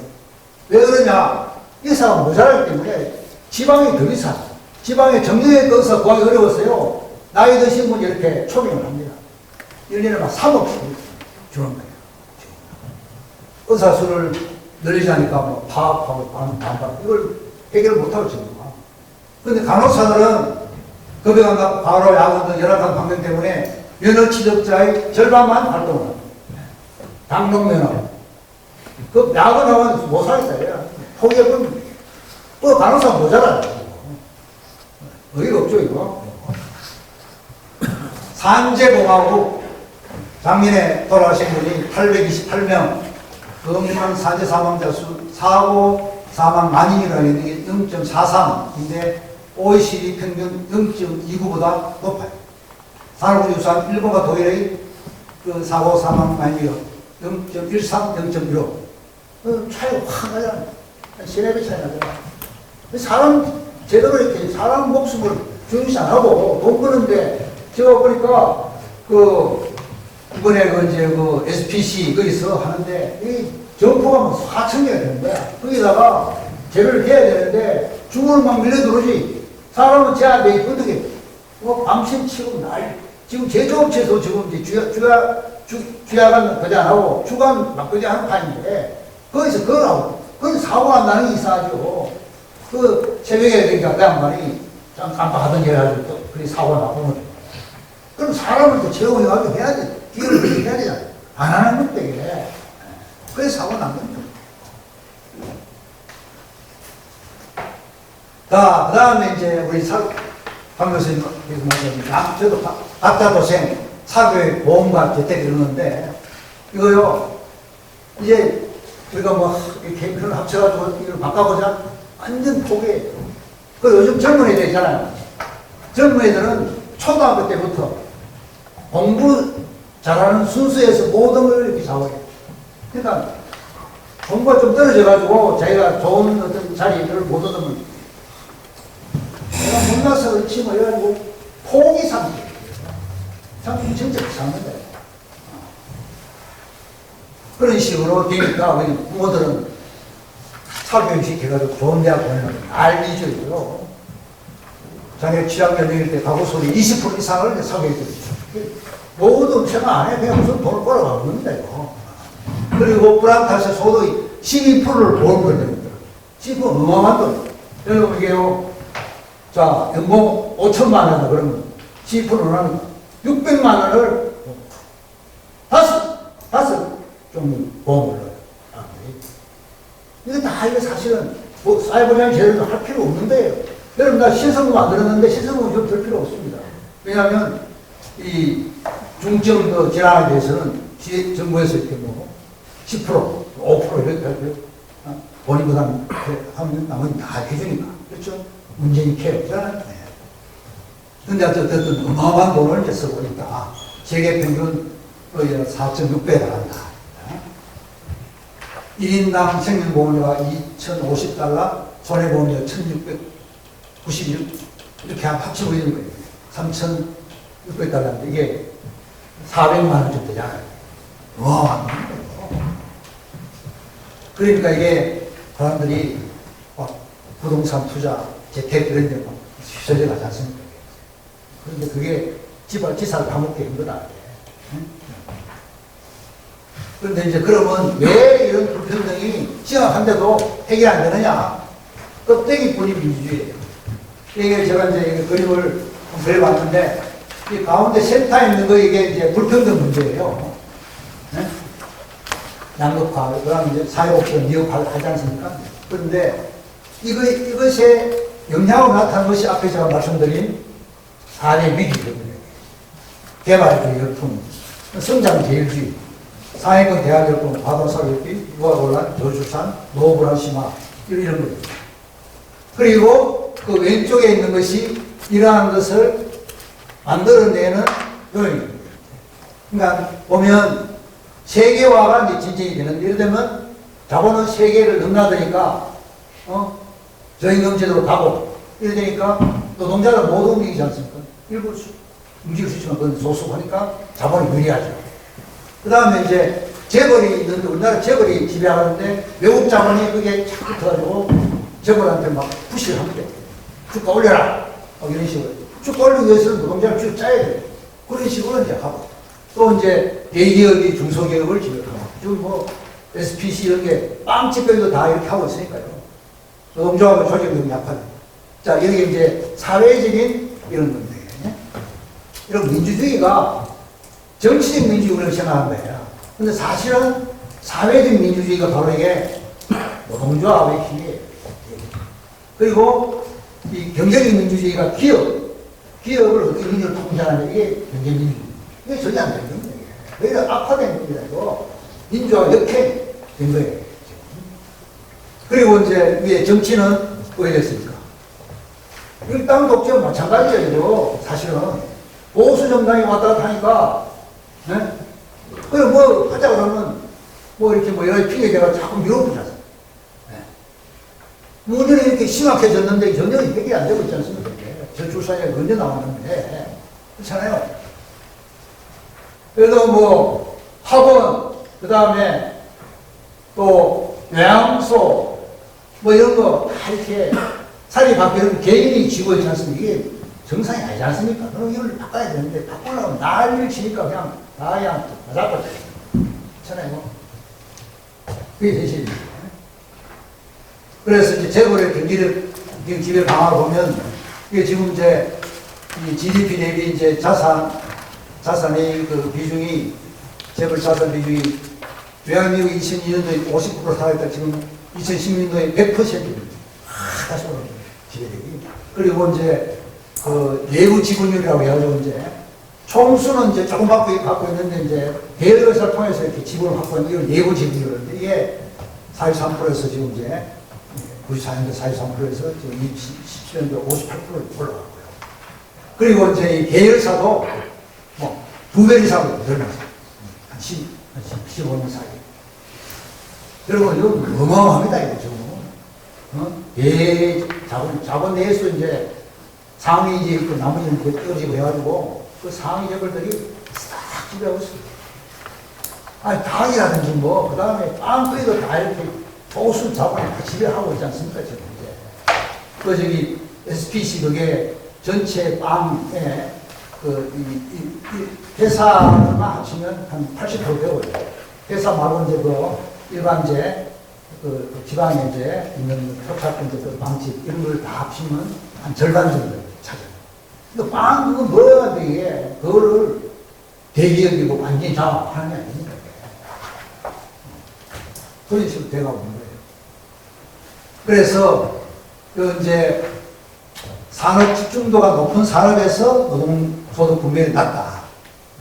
엄청난 순위를 잘한 구글, 애플같이 혁신적인 기술의 기초의 시장을 잘한 슈퍼스타 기업들이 주목을 한다. 그러나 이거 결정은 노사의 협상력이 중요한 거라면 이런 요인들한테 노조 조직별 하락이나 노동 정책의 변화도 중요하다. 문학 기술이 좋으니까 이제 그 마진을 엄청 올리고 그 다음에 자기들 전소 안 하면 이제 배제를 하고 이렇게 하니까 그냥 빨려들어가는 그런 이제 구조라는 현재. 그 집중이 이제 그 노동자의 어떤 소득 분배율을 떨어뜨리는 데 어떤 작용하는 걸 연구하고 있습니다. 그리고 이제 노동자 대항력은 비정규 노동 가입률이 낮죠. 2000년 8월에 이제 정규직 노동 가입 조회율은 19%인데 비정규직은 2.5%. 아무것도 아니거든요. 전체 노동자 조회율도 12%, 80년대 20%대 하락했고. 자, 이렇게 되니까 이제 실질 임금이 생산성에 미치지 못하는 그런 결과를 초래했습니다.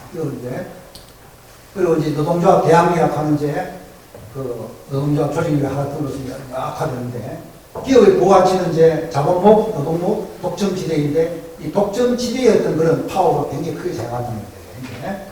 그게 나중에 노조의 힘이 약해진 노동목도 줄고. 그리고 보면 이제 이거 보세요. 그 외환위기 이후에 파란 게 이게 노동자 1인당 실질 그 GDP입니다. 그죠? 그리고 생산성이 올라왔습니다. 그죠? 근데 노란 게 이게 비용자 보수예요. 격차가 쫙 벌어지지 않습니다. 일한 만큼 차려가면 같아야 되는데 그 차이가 확 나고 그런 노동자 대항력이 약화되니까 여기 보면 75년부터 이렇게 쭉 해가지고 이 평균 정가율이 있는데 가계 소득은 뭐 한 자릿수인데 기업 소득은 이제 두 자릿수예요. 기업은 많이 벌 그런 자, 그래서 제가 말씀드린 게 자본의 힘은 지배력은 엄청 적다. 노조는 쪼그라들었다. 그러면 정치의 의도느냐? 보수 양당 지배 지속시키는 정치 체제다. 이제 그런 상황을 보면 대통령 중심제가 제왕적인 대통령이 우리나라는 이거요 87년 개헌으로 이제 대통령 선출 방식만 이제 체육관 선거에서 이제 직선으로 바뀌었지만 내용은 그대로 대통령 권한은 그대로 민주주의 때 별 다르지 않습니다. 이거 다 바꿔야 됩니다. 지금 윤석열이 존재도 없는 게 대통령이 돼가지고 지금 국회를 다 장악하고 있잖아요. 말이 됩니다, 이거. 지금 무슨 그 대통령이라는 그 파워 때문에 그냥 그런 겁니다, 이거. 그렇잖아요. 그래서 감사원도 대통령 비서이고 2000년명을 임명하고 법률 거부권에다가 법률안 제출한 것도 있고 뭐 대통령이 이게 뭐 잘못 움직이면 크다는 겁니다, 이게. 제가 여기서 한마디 이제 에피소드를 말씀드리면 중국이 사실 상당히 좀 위험성이 크긴 건데 이거 내부에 이견이 있다는 게 굉장히 중요해요. 토론이 있다. 학문도요. 딴소리 하는 놈도 아우 이러면 학문이 끝나는 것이에요. 그런데 북한이 말입니다. 50년 전에 한국보다 학문적 토론이 활발했어요. 59년도에 이제 갑산파가 안쪽에 장악하면서 나머지 다 숙청을 하니까 그다음부터는 위대한 수령님의 교실을 받더니 이렇게 앞에 탁 나와요. 그럼 뭐 한국이 아닙니다, 이거.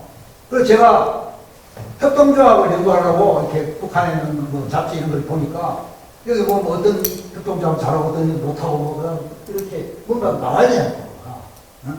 근데 그런 게 없어요. 나오는 걸 뭔가 하면 너무 어렵다. 64년에 뭐 농업, 공업이 농업을 지원해도 도시가 농촌 지원, 농업물이 폐지를 하는 거죠. 그거에 따라서 열심히 하자. 그것뿐이야, 이거. 그러니 뭐가 발전이 됐습니까, 이게? 그러니까 쫙 찍어졌는데 우리나라는 70년대로 학생들이 난리를 치고 막 옥성을 모아 이렇게 해가지고 딴소리 할 수 있는 걸 갖고 있어요. 그러다 보니까 지금 이 다양한 그런 어떤 생각들이 여러 가지 상품이라든지 어떤 좋은 어떤 문학 작품이라든지 영화들이 나와가지고 지금 세계에 알았습니다. 이 자유가 억압이 됐더라면 우리가 정말 이거 정말 어떻게 살아도 정말 생각 바치게 그런 거예요. 그런데 대통령이 지금 이렇게 하고 있으니까 이거 바뀌어야 돼요. 그러니까 대통령이 시키는 대로 하다 보니까 막 서로 그게 싸우다가 이제 막 탄을 하니까 법무국회 달려가지고 그걸 국회 선인화를 만들어서 이제 이렇게 타협에 살아니까 신문국회로 전환. 사람 국회가 돼야 되는데 어떻게 이게. 여러분, 이게 선진국이 말입니다. 민주주의를 어떻게 훈련을 시켰냐. 여러분들도 이제 느끼셔야 되는데, 이 사람하고 그 사람의 주장을 완전히 분리해야 돼요. 그래서 우리는 주장을 하면 그 사람도 도매금으로 너 새끼 나쁜 새끼 이래. 그럼 토론이 안 돼요. 너를 내가 싫어하지 않지만 너 주장 그거는 내가 동의할 수 없어. 이렇게. 그걸요, 영국 같은 데서는 아니 사람을 자기 주장을 바꿔가지고 내가 A라는 주장을 갖고 있는 사람이지만 다른 사람 B라는 주장을 내가 발표를 하도록 합니다. 그리고 그게 질문 답변을 하고 그 입장이 완전히 바뀌니까 이 생각이 많이 이렇게 더 깊이 생각이 되는 거죠. 자기 주장이 또 문제를 제기하는 걸 지적을 받을 수 있으니까 이게 진짜 얘기예요. 이야기는 모사간에 다 적용이 돼. 친구들 사이, 가족 사이 다 적용이 돼. 자식들한테 너 모르는, 크면 모르지만 너 어린이가 모르니까 너 시킨 대로 해. 그거 절대 아닙니다, 이거. 이야기를 듣고, 왜 좋아하느냐, 우리를 찾고, 이렇게 해야 되지. 방학적으로 절대 되지 않아요. 정치 토론 이것도 막상머리에서 맨날 했다는 거야. 그러니까 성숙한 거는 민주주의. 저는 이 민주 생활을 해야 됩니다. 그 다음에 이제 국회의원 선거, 소선거, 여기 최영도 의원님이 계시지만, 이거 보수 양당 비더블 체제를 보호하는 거란 생각이에요. 뭐, 20%도 그냥 아웃이고, 그렇잖아요. 지금 국회, 이 지방의회 선거 보면, 아니, 서울이라든지 뭐 이런 데 거의 뭐, 100석 가운데, 옛날에는 이제 한나라당 그때는 뭐, 불석 세석이 됐다. 지금은 또 확 뒤집어졌고, 뭐 그렇지 않습니까? 이게 웃기는 이야기지 않습니까, 이게. 근데 비례대표라고 하면 이게 뭐 차이가 안 나잖아요. 이게 민의를 반영하는 의회 구성 아닙니까, 이거? 네? 그런데 왜 이거를 안 바꾸느냐? 그러면 자기들이 둘이 왔다 갔다 해볼 수 있는데, 여기 끼어든다. 안 돼, 너. 이거 목적 아닙니까, 이거? 배제하기 위한 거예요, 이게요. 그래서 유럽에서는 다 이제 그 비례대표가 일반에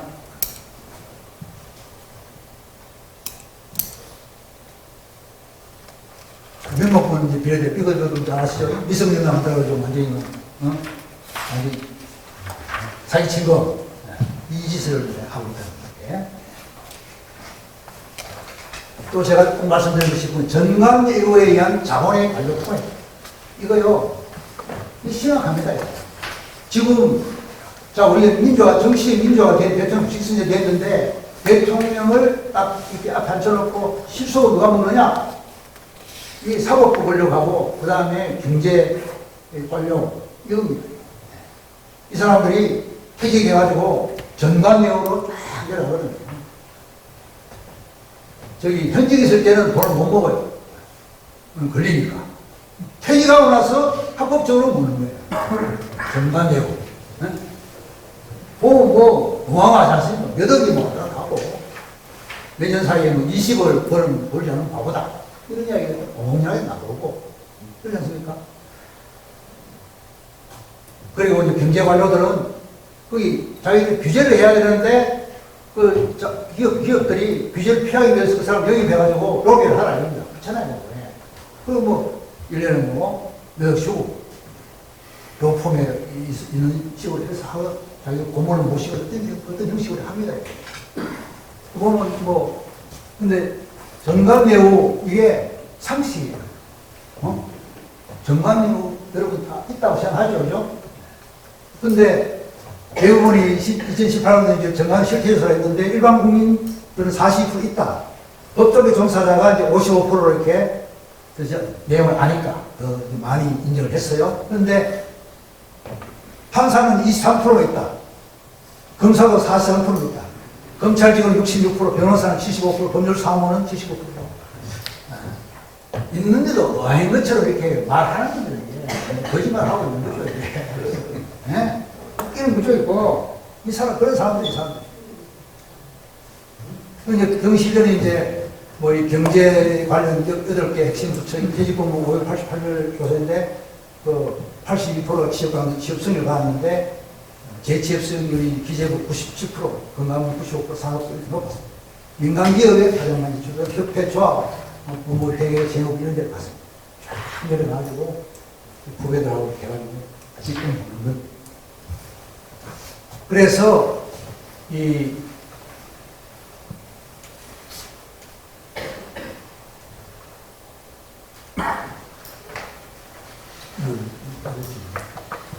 이게요, 그 전관예우는 본질적으로 후불제념. 전관예우는 뭐냐? 후불제념. 현직에 있을 때 봐주고 퇴직하고 나서 여러 가지 형식으로 먹는 거다. 그거를 선배가 부탁했다, 안 됩니다. 이렇게 보면 그거는 아주 아웃입니다. 로펌에서 안 받아. 얘는 헐착군이에요. 요즘 국가이라고 뭐 군사로 돈 많이 주는 게 아니거든요. 그걸. 그러니까 노후에 애들 뭐 집안 하나 저희 애들 해줘야 되는데 그거 안 하겠어요. 다 하지. 그게 상식이에요. 그런데 이래 되면 왜 됩니까? 도의 불공정 지표가 불평등, 불공정이 심화되는 거 아닙니까? 이거? 유전무죄. 그러잖아요. 이게 이제 이 자본주의 고도로 발전하면 이제 여러 가지 이제 문제가 독과적 문제 생기니까 이 정부가 개입을 해야 되는데 그거를 무력화시키는 게 이게 도리 아닐까요? 그 대가로 그거 뭘 주는 거 아니에요, 이거. 정관이 하는 거 아닐까요? 그러니까 왜 이런 거예요? 우리나라가 아까 의사를 특권적으로 임금을 전부 다 뭘, 잔단 애들 전부 다 의과대학, 또 의학전문대학을 다 올려. 의사가 우리나라에서 정말 좋은 제품 만드는 뭘 기여를 합니까? 또, 법관이 뭘 기여를 합니까? 비공개 우수한 일이 가야 되는데, 네? 지금 그런 상황입니다. 그리고 삼성전자가 잘하는 것 같은데 기술이 한참 나쁘게 있어요, 지금 상당히 그래서 이제 더불어 행복한 사회를 위해서는 불평등을 완화하는 시장소득 불평등을 완화하는 이거 엄청 어려운 거예요. 이거. 지금 난제 중에 난제입니다. 정부에서 뭐 세금을 올려봐야 이거는 이제 1분만 이내는 것이니까 결국은 단체 교섭을 통해서 해결해야 돼. 지금 이제 기업별로 가져가는 건 안 됩니다. 점점 더 차이가 벌어져요. 그래서 초기업별 그걸 해야 됩니다. 근데 이제 스웨덴은 노조조익률이 높은데 프랑스 같은 데는 노조조익률이 이렇게 보면 프랑스는 이게 특이한데 조익률이 11%인데 적용률, 다른 적용률은 98%예요. 그러니까 노조 없어도 그 소수 그 노동자가 만들어가지고 한 그 노조의 어떤 단체가 이 다른 데 다 적용이 된다는 거예요. 이렇게 돼, 우리나라도 이렇게 돼야 돼요. 이렇게 돼야 돼요. 그럼 이거를 이제 실제로 그런 사례가 있습니다, 이제. 학교 비정규직 뭐 이런 거 있습니다. 그래서 이거를 노동조합법을 이제 개정해가지고 단체를, 범위를 확장하고 확대해야 된다. 그런 것들입니다. 그 다음에 이제 노동조합 조직률을 높이는 거하고 노란봉 특구 파업 소비에서 제한. 노조를 하는데 이건 뭐, 인근 주변에 이제 그 동료 노동자들 그걸 하겠다는데, 아니, 파업했다고 해서 뭐 감을 집어넣고, 손댄수하고 보면, 아니, 집안이 망하게 되는데, 다른 판단 못해. 그럼 노조가 봐야 되지 않습니까? 그런 일이 지금 벌어지고 있는 거예요. 그래서 노란봉투법이고 정말 사활집입니다. 노조하다가 이렇게 열심히 했는데 그 대가로 돌아오는 게, 자기 임금을 못 받게 되면 말이 되느냐? 이런 게 아닌 거예요. 그래서 뭐 정치적인 그런 문제 이런 것도 파악할 수 있는 그런 어떤 대상이 되도록 하고 또 원청 아니 자기 하청기 원청도 이제 그래서 대상이 되도록 하고 이렇게 해서 지금 원청에 하고 뭐 하면 이거 불법을 해가지고 이렇게 되거든요. 이걸 바꿔야 돼요. 완전히 바꿔야 돼요. 근데 이걸 지금 국힘에서는 결사적으로 이건 뭐 재산권의 침해다. 그렇지 않습니다. 이게 파괴를 하게 되면 그건 다 형사 처벌, 민사소송 대상이 되는 거예요. 그거는 빨리 면제하는 건 절대 아니다. 그 다음에 소득 재분배를 관하는 감세 정책을 철회해가지고 윤석열한테 제가 이거 말씀드리는데 그 세금을 이제 너무 세금이 높은 걸 깎아주는 게 도움이 돼요. 그래서 그 뭐 래퍼컵이라고 있는데 그 보면 이제 이 세금이 높은 이걸 낮추면 이 성장을 더해가지고 세금이 더 거친다 이런 게 논리를 듣습니다.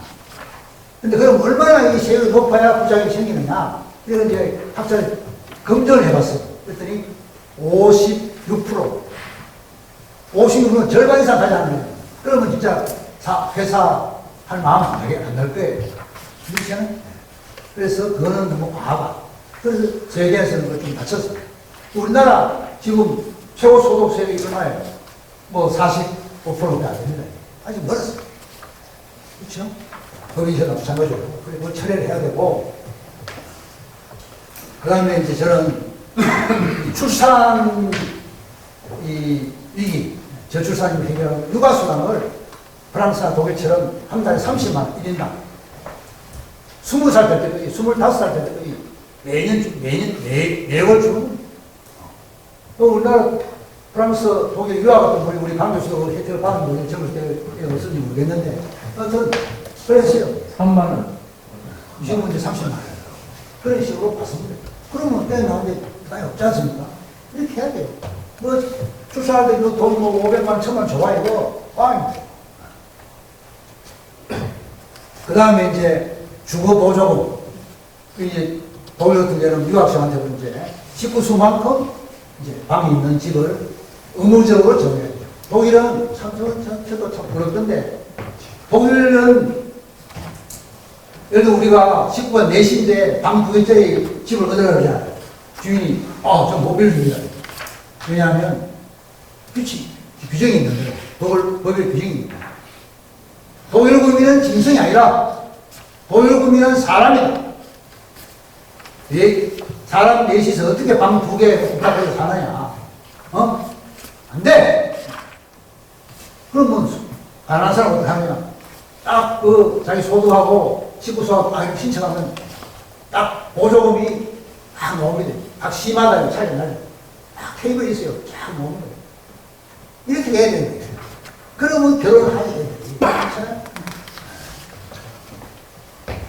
그 다음에 농촌 주민수, 이건 이제 지방 소멸 위기에 대한 건데, 아까 제가 잠깐 말씀드렸는데, 이게 뭐, 농업 예산이 어마어마해요. 16조 원. 그럼 이거를 100만 명 농민한테 나눠주면 1,600만 원씩 나눠줄 수 있어요. 예. 근데 농촌 주민 뭐 이렇게 하면 한 1,000만 원 이렇게 되니까, 한 1년에 30만, 한 달에 30만, 1년에 한 300만, 400만 이렇게 주면 한 36조 원이 되는데, 이렇게 매달 주면 젊은 사람, 농촌 들어갑니다.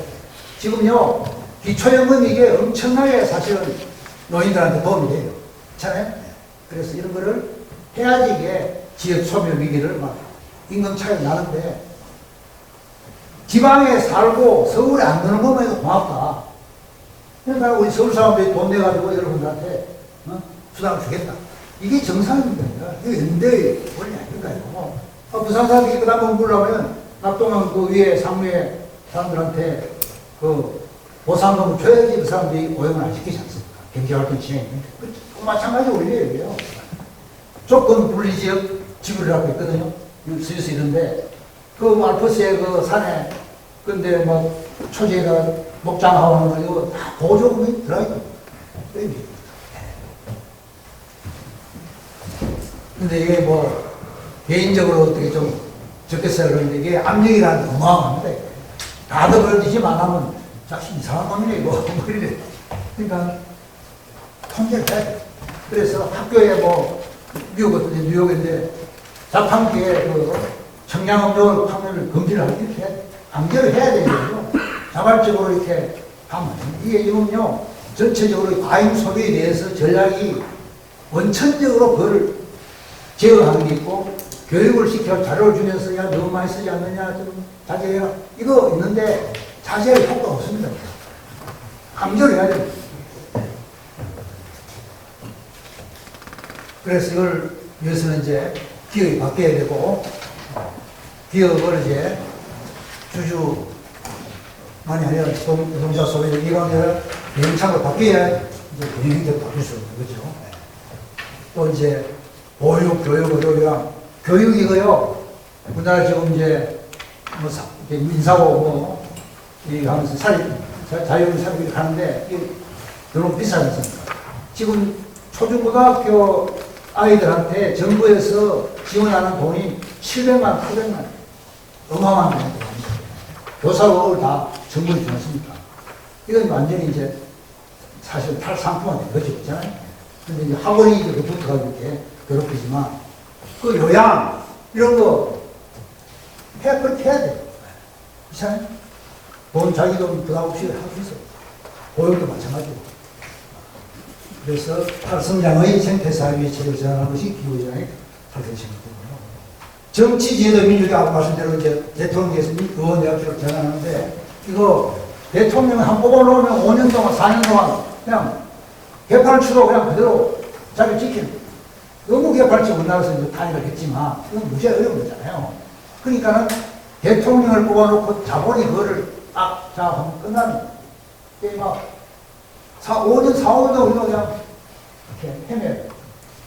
그런 상황인데, 유럽 이런 데서는 지지율이 내려가면 틀어서 오세요. 40며칠 만에 총리 그만두지 않습니까? 그런 식으로 밖에 총리 그만두고 해서 뭐, 다른 사람 뽑으면 되지.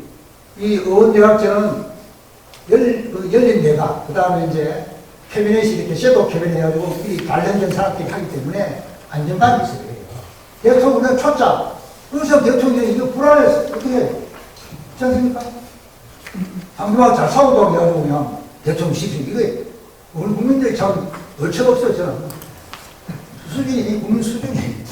어쨌든, 그래 됩니다. 그래서 이 복지를 확충하는 데는 대통령제보다 여대학제가 좋다는 게 이게 다 연구가 나와 있어요. 그죠? 그 다음에 이제 의원내각제를 하는데 의원을 어떻게 해야 되느냐? 독일식 연동형 비례대표 1인 2표 해가지고 지지율만큼 이제 의원을 구성하되 지역에 당선된 사람을 이제 빼고 나머지는 이제 비례대표 이런 식으로 하면 돼요. 그럼 지역 대표성하고 이제 비례성을 같이 이렇게 할 수 있는 거죠. 그런데 이제 이런 연구들이 있고요. 뉴질랜드가 얼마 전에 했어요. 해가 효과가 보고 있습니다. 우리가 해야 돼요. 지방의회 비례대표. 지방의회도 조그만 여기에 무슨 지역 대표성이 필요하니까요. 그렇잖아요? 아, 동네 사람들인데. 비례대표를 딱 뽑아주고, 뭐 이렇게 중간에 부정선거, 부패 탈락된 사람, 다른 사람 딱 교체하고, 선거 뭐 비용도 안 들고 좋잖아요. 그죠? 그렇게 해야 돼요. 그리고 이제 시민단체도 이제 후보를 열심히 또 이렇게 해줘야 되고. 그래서 이제 결론은 각자 도생으로서는 미래가 없다. 아무리 사교를 시키고 지휘를 열심히 해도 호통만 걸고 사이 수많은 패배자들이 됐습니다. 제가 우리 2016년도에 학교를 재직했는데 그 재직 중에 애들한테 한 얘기 있어요. 두 가지. 하나는 결혼하고 이제 취직인데 이게 사달에 이렇게 있는데 요 외에 그만 보고 나머지는 직장 가입을 시작하고 매달리는 우리는 그 성공 확률이 낮잖아요. 그러면 실패한 우리는 인생 종기는 거예요. 몇 년 동안 그냥 그 소식을 가요. 그러면 우선 취직 가능한 데 들어가서 그 직장을 좋은 직장으로 만들자. 노조를 하건 뭐 아니면 자기가 기량을 쌓아가지고 완전 옮기고 이런 식으로 해야 되지. 그냥 거기가 그냥 도전하는 건 무모한 거다. 이런 이야기를 하고요. 그 다음에 결혼, 이것도 내가 여기에 갖춰지고 자기가 있으면 그때 결혼하겠다. 아닙니다. 언제 하겠느냐. 우선 본도에 충실해서 무조건 오프를 해라. 그리고 우선 조그만 우리 방북한 자리로 시작하자. 벌써라도. 그리고 힘들면 정부한테 돈 내놔라. 유아수당 내놔라. 의료값 내놔라. 이렇게 해서 해야지. 지가 갖춘 참 그래서 과감하게 이렇게 해라. 이게 현실주의. 그런데요, 이게 말은 쉬운데 이게 어려워요. 이 구조의 문제를 이제 이해를 하고 이제 해결을 하는 노력을 해야 되는데, 그러려면 시간에 이거요, 일에 파묻혀 있으면 아무 생각이 없어요. 제정신을 못 차리는 거예요. 그냥 막 휘둘려가는 거야. 그래서 시간을 내서 대화하고 공부를 해야 돼요. 가족 간의 재산 분야에서 양보의 미덕을 발휘해야 돼요. 그냥 조만하게 싸워봐야 이거. 그러면, 뭐, 혹시 적어도 그냥 한방에서 그렇게 하고. 사회 속에서는 자신의 권력층에 대해서 치열하게 됩니다. 월급, 뭐, 채무 이런 거 없이 해서 받아내고. 이렇게 해요. 이거는 까칠한 사람이 아니에요. 정상적인 사람이 하는 거예요. 그리고 이제 저는 사람에 대해서 직업, 소득 관계없이 존중하고 소중해요. 의사가 간호사들 뭐 그냥 자기 수족처럼 부리고 이러면 안 됩니다. 각종 직장 동료로서 서로 존중해야 돼요. 여러분들이 접하는 그 택배 기사들 이런 건 다 소중한 사람들이에요. 함부로 하면 안 됩니다. 청소하시는 분들 다 인사를 해야 돼요. 존중이 돼요. 그래야 우리 사회가 다 돌아가는 거예요. 서비스의 질도 안정되고. 요양보호사한테 제대로 대우를 해줘야지 우리 부모를 안심하고 해야 돼요. 막 사람 적은데 막 돌리면 뭐 이러면 막 커버리는데. 그렇게 됩니다. 연대를 해야 사회를 하고 싶은데, 연대는 소중한 시간을 적으니까. 사회단체나 정당에 가입해서 더 열심히 하고, 이득은 적용거든요. 하면, 야, 나 열심히 해서 나도 한 자리 해야 돼. 시간을 많이 하고, 그냥 그 자리를 욕심 주고. 공장이 할 수 있습니다. 그래서 이렇게 됐으면 좋겠다 하는 게 제 바람입니다. 예.